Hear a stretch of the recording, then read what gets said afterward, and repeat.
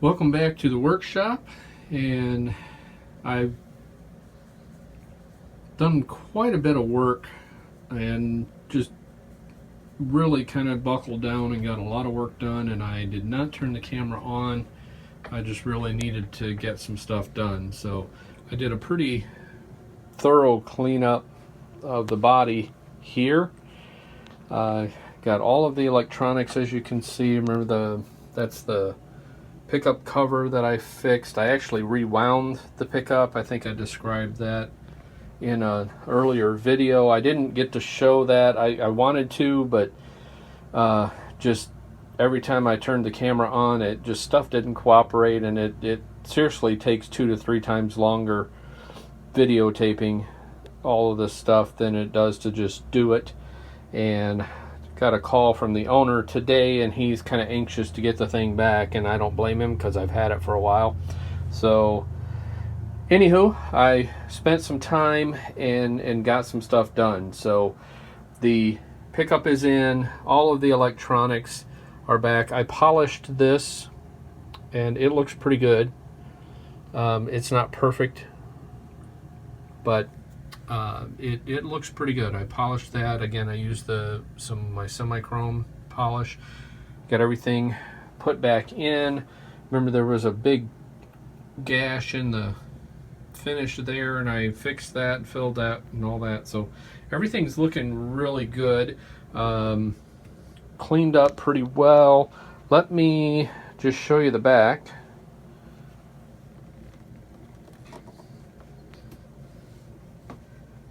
Again, just a bunch of cleanup and polishing, and my wife made me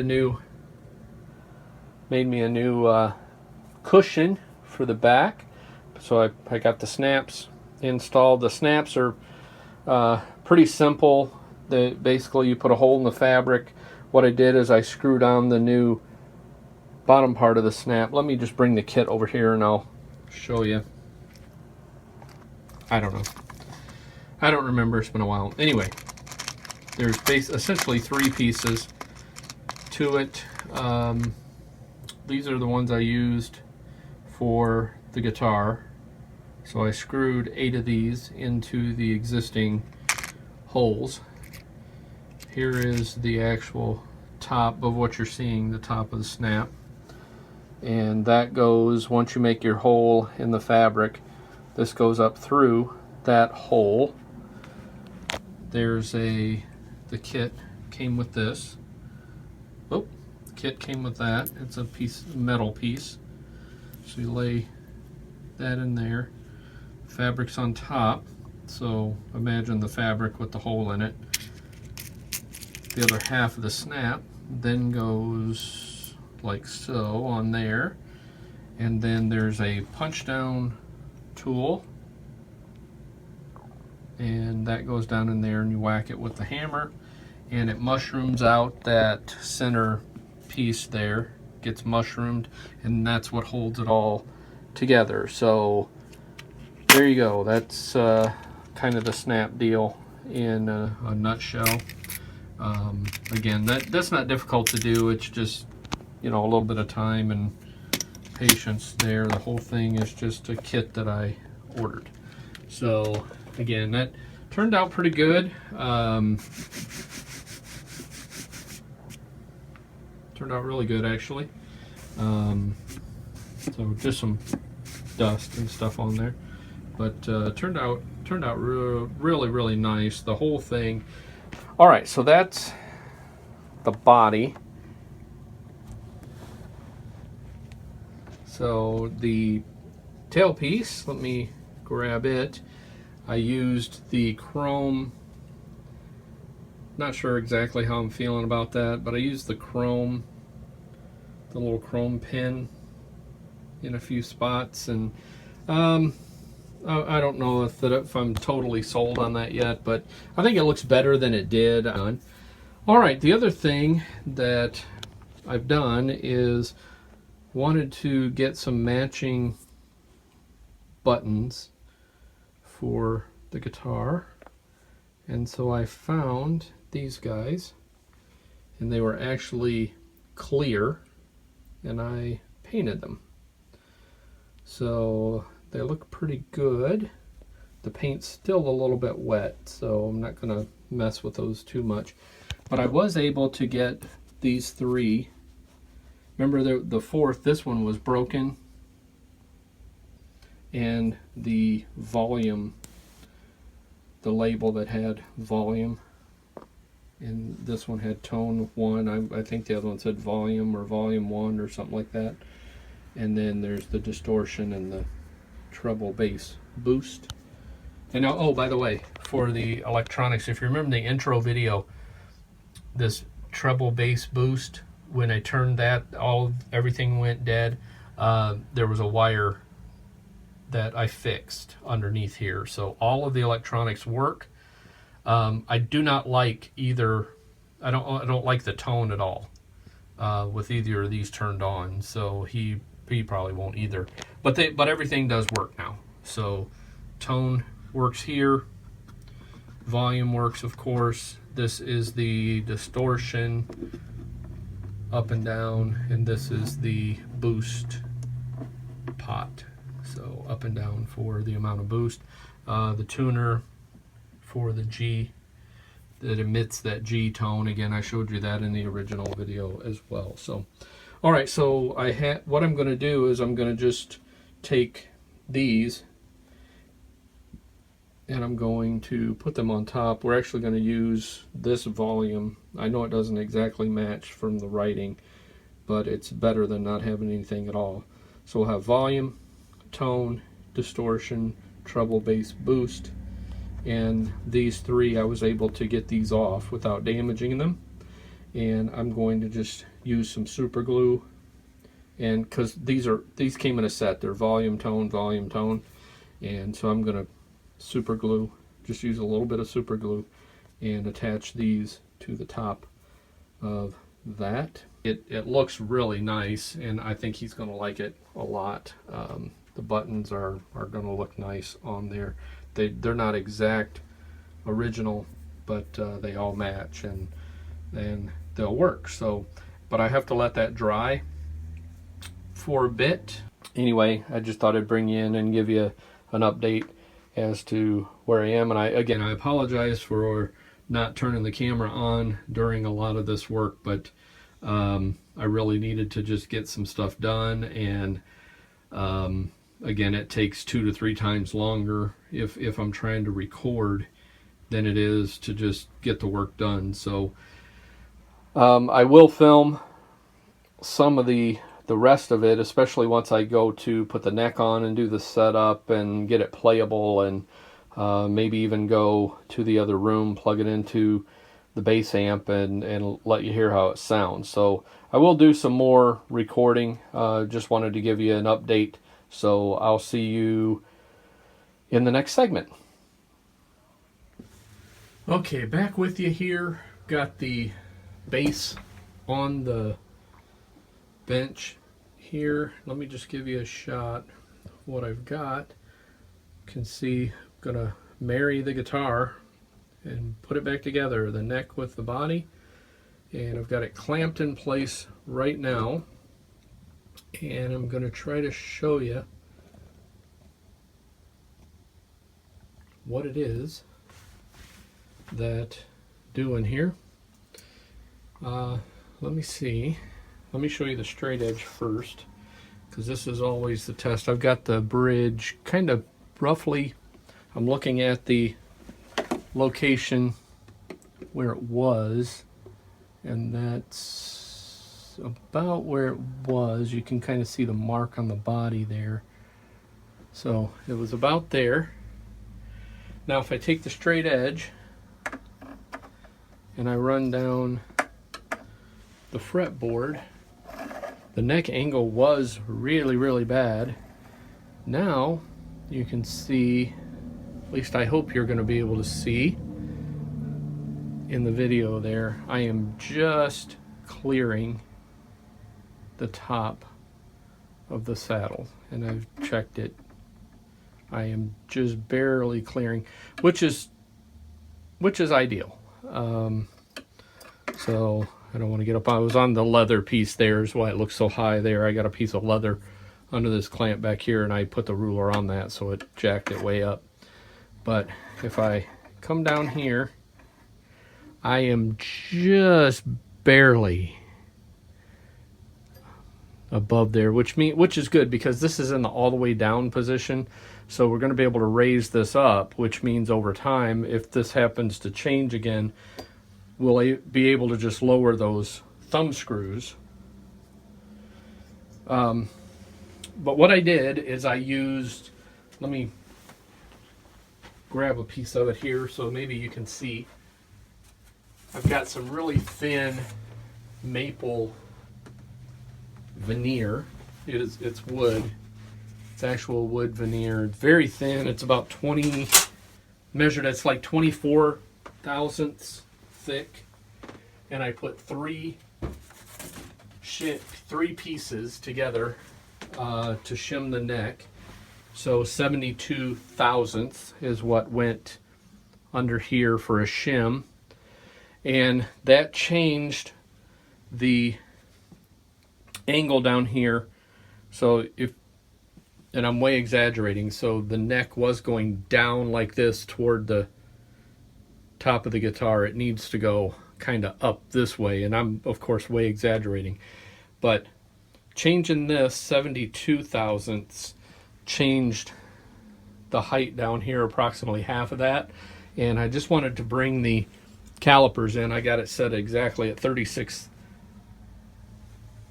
and I wanted you to see can you see that difference between those 2 points there?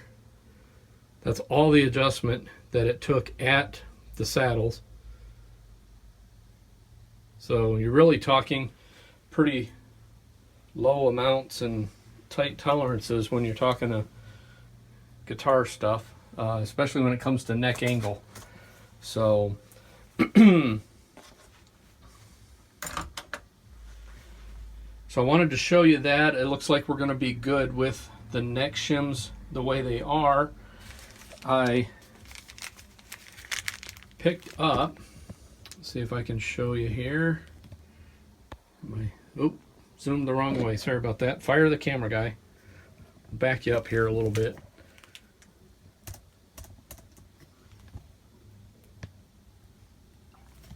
When I took out the original neck screws, I mentioned that three of them were bent.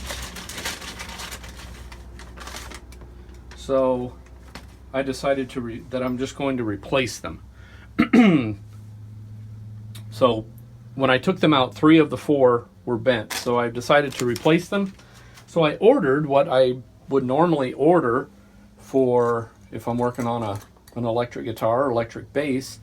And this is a set of Fender neck screws. And let me just show you what came out of the VOX. That's the screw that came out. That's the Fender screw. So there's no way that's going to work, right? So kind of put things on hold until I could go to the hardware store, and I found these guys. And those are an exact match, stainless steel screws and all of that, an exact match for what was in there. So I bought 4 of those at 75 cents a piece, and those are going in the back. Excuse me, going in the back of the neck, hold everything on. So I've got this clamped in place where it needs to be. So what I need to do is, I think what I'm going to do, I need to pause you because I need to flip the guitar over so we can drill the pilot holes for the neck screws, and then put the neck screws and the plate on the back, and then we've got the guitar together. And once it's together, then we can start the setup. So let me pause you. I'll be right back with you. Okay, I think I'm set up here, and I've got a drill bit that I've sized up, I think correctly, much as I can be sure. Sized it up correctly for the screw, and I'm going to pre-drill, what I'm going to do is I'm going to put 2 of the 4 in. So I'm going to do a diagonal. So I'm going to put 1 in. I don't know if you're at a very good angle, but I'm going to put 1 here, 1 in the opposite corner, so they're diagonal, and then put those 2 screws in the guitar, and then at that point, let's see, I'm going to take the clamps off, drill the other 2 screws. I'm going to just double check that so I've got the screw in the plate here, and I don't want to go any deeper, of course, than that. So I'm going to just double check my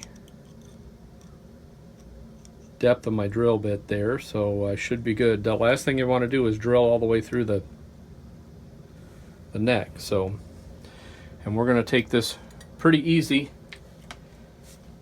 pretty easy actually, and just do one at a time. And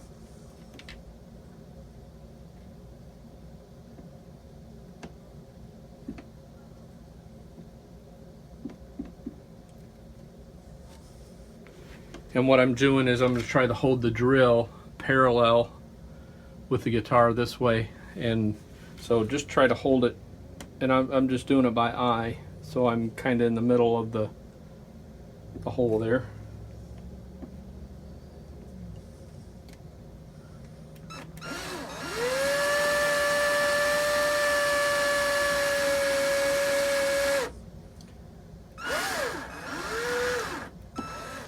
And I'm just going nice and easy because I don't want to do, of course, any damage to the guitar, and I'm not going to be able to do, I wanted to do alternating, but I'm not going to be able to do that, so I'm going to try it with these 2.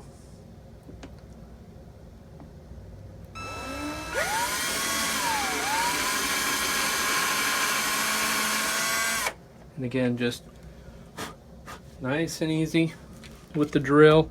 Now what I'm going to do is take the 2 screws and run them in so I can try to get rid of the clamps, and hopefully this will hold the neck onto the guitar.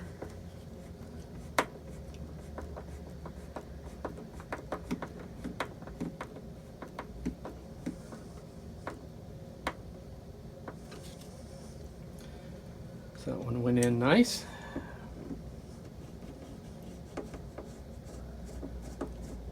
And again, the screws were bent. That's why I bought different screws. And apologize for my voice this evening. I've some kind of a thing going on with my voice.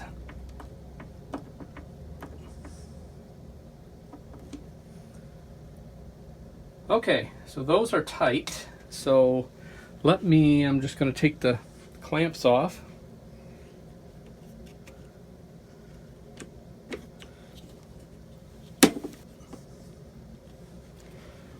Those out of the way.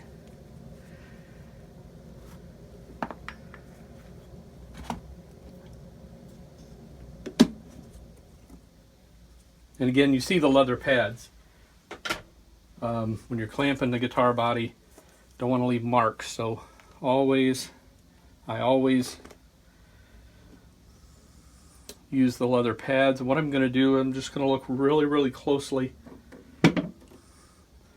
just to make sure everything looks lined up like where it should be.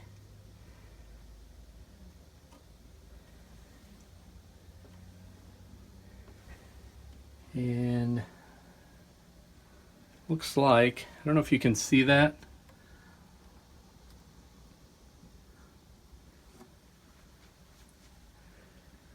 but looks not too bad.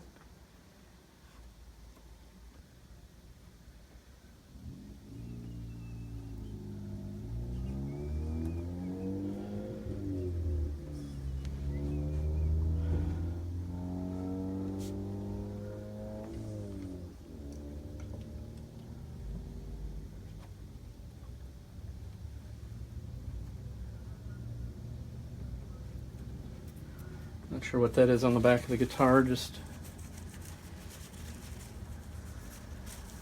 that'll clean off. There we go. Not sure what that was.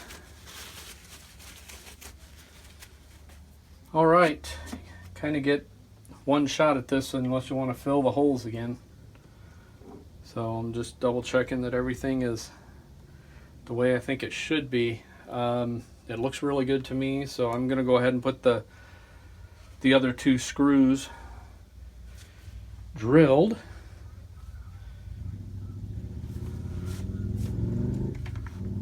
And I'm just going to do it this time, of course, without the clamps, and just make sure I almost don't have you in the picture there. So let me let you watch here.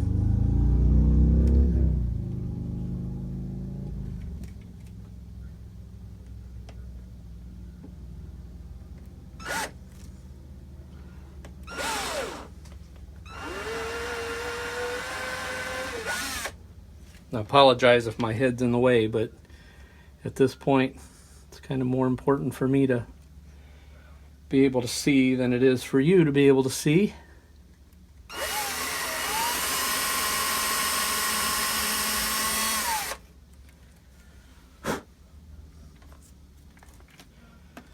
So I'm going to take these other two screws out, and this is one area where I don't like to use, some people use a drill or a power screwdriver or something for this. I really don't like to do that here, because these screws, you don't want to take a chance on stripping them out in any way, shape, or form. You just don't want to do that. So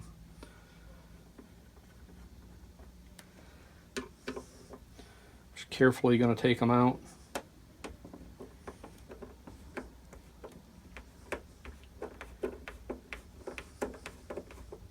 And then once the neck is on, I'm going to go ahead and get some strings on, and I am going to have to do a little bit of work on the 0 fret to drop down the string action. But that's really similar to, you know, if you had a, basically the 0 fret is there in place of, instead of the nut. So you adjust the action from the 0 fret. If that makes sense, I hope it does. And again, I'm going to go ahead and start all of these before I tighten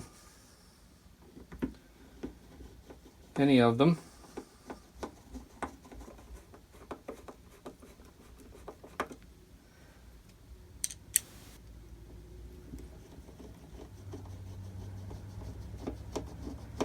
That way I know we're good to go.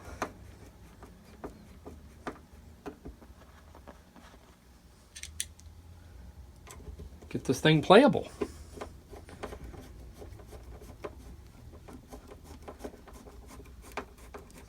Again, not exciting TV watching a screwdriver turn, but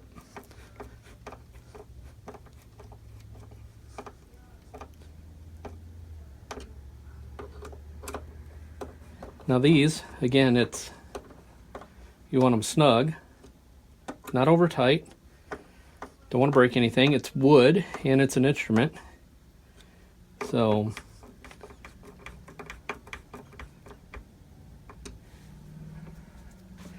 there we go. We are bolted on, boys and girls. So I'm going to give them about another, just not even 1/8 of a turn. Just a little bit, just to make sure they're nice and snug. And let me get drill stuff out of the way. Back you up a little bit. And time for the big reveal. So let me flip this around. And again, that tailpiece kind of has a mind of its own sometimes, but there we go. We've got the guitar back together. It can pull out the stand and get it back in normal working on it position there. There you go. It is back together. Let me double check just one more time how we're going to be on our action here. I'm going to double check. It looks like something may have moved, so I may have to take the neck back off. See if one of the shims moved a little bit when I had the screws out, because it dropped. I don't know if you can see that or not, but let me zoom you. I want it to be right before I go much further, so if I got to take the screws out another time, then I'll do that. But if I run this straight edge now, I'm actually able to move, and I couldn't do that before. So what I'm thinking happened is one of our shims moved around here. So let me check that out, and I'll be right back and let you know what went on with that. Okay, been away from you for a few minutes. Ended up having the neck off actually a couple of different times because to make adjustments to the shim, but probably from the angle where you are, you can't see that, but that's going to be really good. Actually, again, this is all the way in the down position, so these wheels have this saddle. The wheels on the bridge have the saddle all the way in the down position, so we're going to be able to actually raise it up just a little bit so that over time, if the neck were to move again, we can just lower those down. So I think the neck is on to stay. So let me show you one more time. Let's forget that thing is not attached. It's about the 5th time I've done that. So there's fingerprints everywhere. I'm going to give it another clean before it's all said and done, before it goes back to the owner. But I think it's that time to put some strings on it, so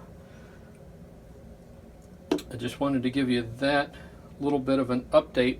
I will show you this saddle has different grooves here for the strings, and what that does is it gives you the ability to adjust the string distance, and I didn't like how it was when it came to me, so I'm gonna eyeball that a little bit when I get as I put the strings on. And again, I'm just kind of wiping some fingerprints and all of that. You know, you touch the thing and all of that, it gets dirty. So anyway, constant battle there, so I'll clean that up before it goes back. But I did want to bring you back, and I had to put a different shim in there.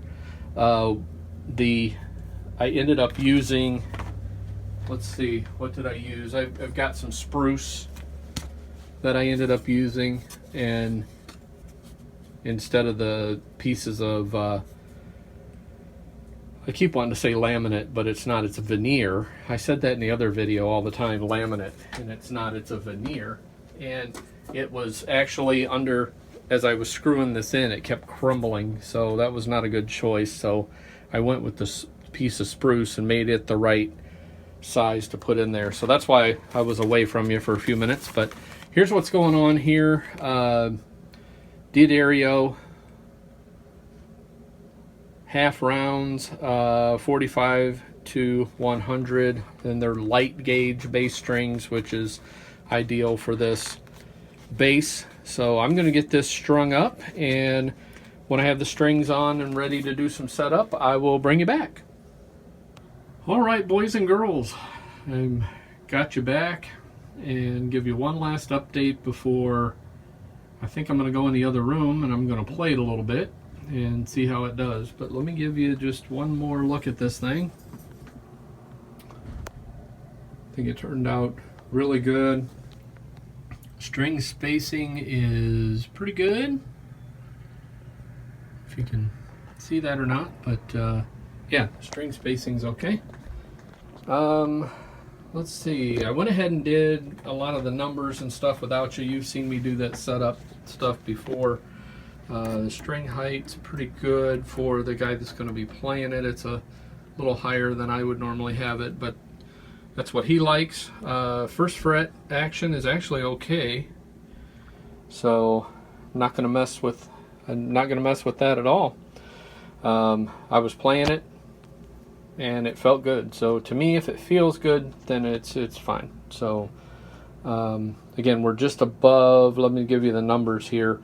The neck relief is around 15 to 17 thou. I'm going to leave that overnight, check it again in the morning before I get it back to him. And then at the 12th fret, I've got just above 6/64 here, and then right just above 5 here. And that's what he likes. You know, he said with his style of playing, that's what he likes. So I still need to snip the strings off, but I'm going to play it a little bit before I do that, I think. But just kind of give you down the neck here. Fretboard looks really, really nice. Again, the brand new Diodario strings. The pickup, you can tell. I'll go back and, you know, compare that to that picture that I overlaid, and man, what a difference in that pickup. The body looks really good. That piece that was missing here, the tailpiece insert looks really nice. I still want to give it a little bit of a clean and all of that before I give it back. I've got some fingerprints where I'm holding it and all of that.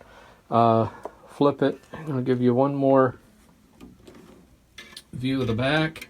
Come from the top here, that's top of the headstock and the tuners, down the neck, and then that piece that my wife was so gracious to make for me there for that cushion for the back. So we're in really good shape. So I think what I'm going to do is I'm going to pause you. I'm going to move over to the other room and maybe set up, and I'll let you hear how it sounds.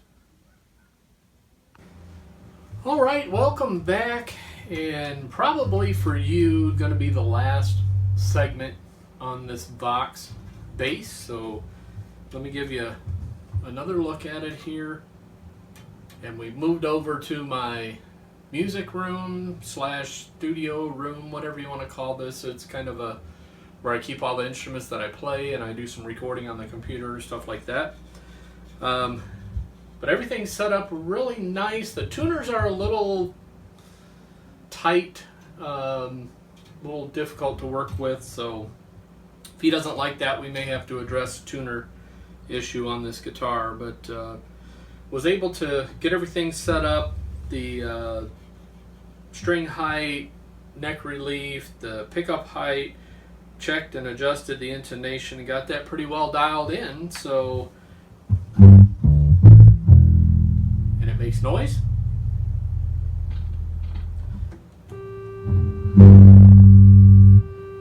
There's that G tuner on the electronics I was talking about. These electronics do work. I just don't really like the sound of them at all. It's actually not a bad sound in bass if you just play it. You know, if you get the tone dialed in, get the amp dialed in.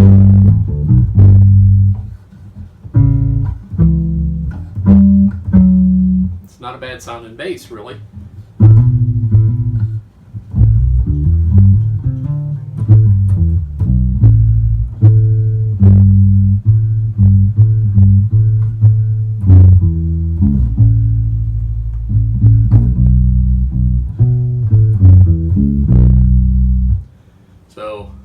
Yeah, and it's a small, it's perfect bass for me to play because it's got a really small neck. I mean, I got small hands, and you can see even at the 12th fret, I can wrap my hand all the way around this neck. So it's a guitar player's bass neck is what it is.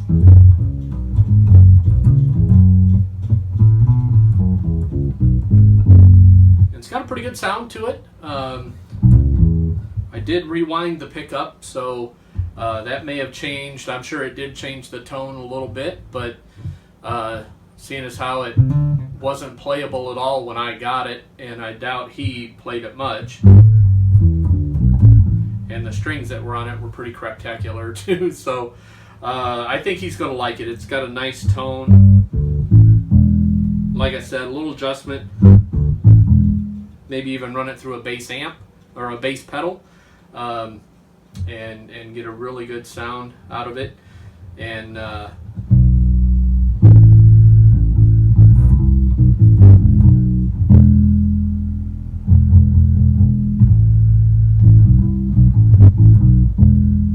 but yeah, it's got pretty good sound. Everything works, which I'm glad about. So I'm going to contact him and see when he wants to get it, and let him pick it up.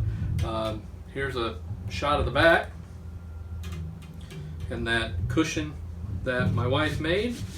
I am going to let it sit overnight, so I am going to let it sit just to make sure that it's had strings off of it for a while. So I'm going to let it sit and see if I need to adjust the truss rod at all, if anything moves or anything. Sometimes that happens, so I will let it sit overnight before I let him know that I'm all done with it. And then in the morning I'll give it a good clean up, put it in the case, and he can have it back.